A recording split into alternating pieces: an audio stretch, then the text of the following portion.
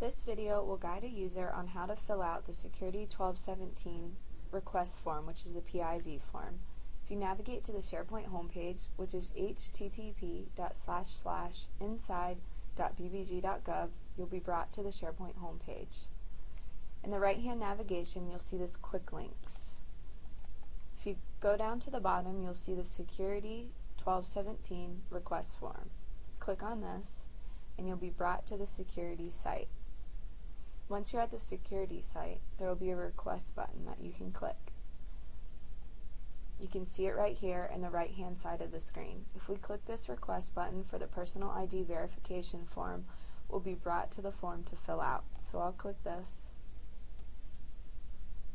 and we'll be brought to the form. You'll notice some of the information is auto-populated based on your user information that's pulled from Active Directory. So first we'll need to choose, is it a replacement card, yes or no? If it's yes, you'll need to type in a reason for the replacement. For now, I'll say no. Then you need to fill out the applicant information that says whether you're a contractor, employee, or intern. I'll choose contractor. You'll see my name is already populated. I can type in my middle name.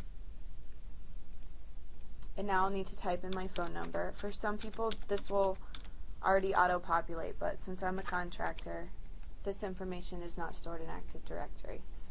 Then I'll choose my date of birth.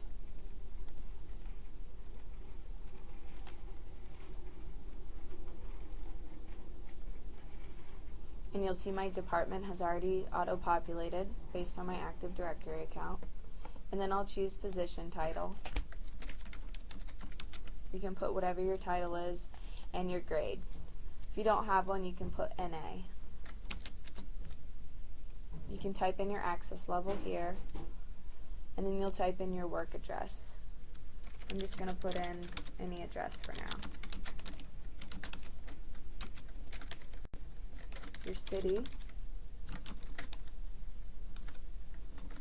and your zip.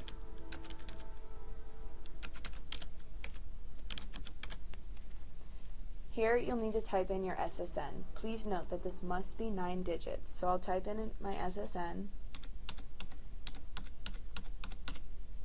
and when we click away, you'll see that it auto-formats to the right format. But that's only if we put in 9 digits. If we put in any less, then it will tell us. It'll put this red line around it, letting you know that you need to fix it. So once it's good, I can click this next button. If you do not fill in all of the required fields, this next button will not appear. So for example, if we don't have the state in there, we don't have this next button. So you must fill in all the required fields. So if you don't see this, you may have missed a required field. So now I'll click Next. Now I'll need to fill in my ID source document 1 and ID source document 2. So let's say for the first one I want to use my driver's license. You'll see other options here, but we're going to choose driver's license for the first one. We'll type in the issuer, who issued it, and the document number. So this will be your license number, whatever it is. Then you'll choose the document expiration date whenever it expires. And then you'll scroll down to fill out your second source documents. You'll need to bring a copy of your document with you when you turn in the form. So if you're bringing your driver's license or your passport, you need to scan a copy of it and bring it with you. The next one, I'll choose my passport, issuer,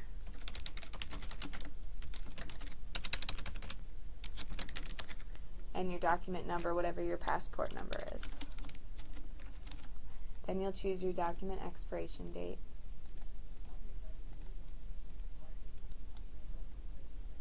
And you'll scroll down, and again you'll see the next button.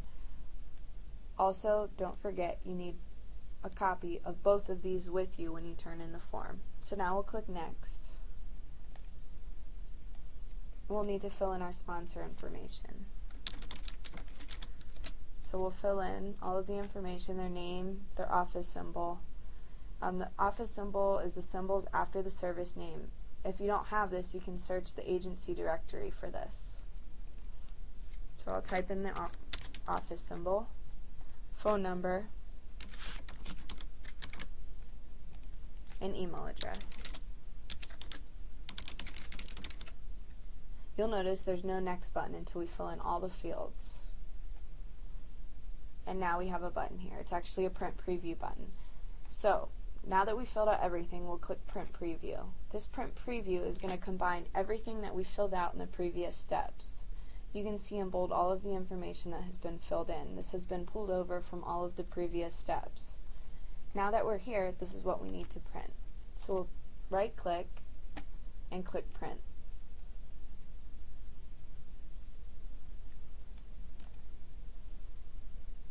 You may need to change the preferences. For example, if you don't want to see a header and footer, you can take that away, but that's all settings within your printer settings.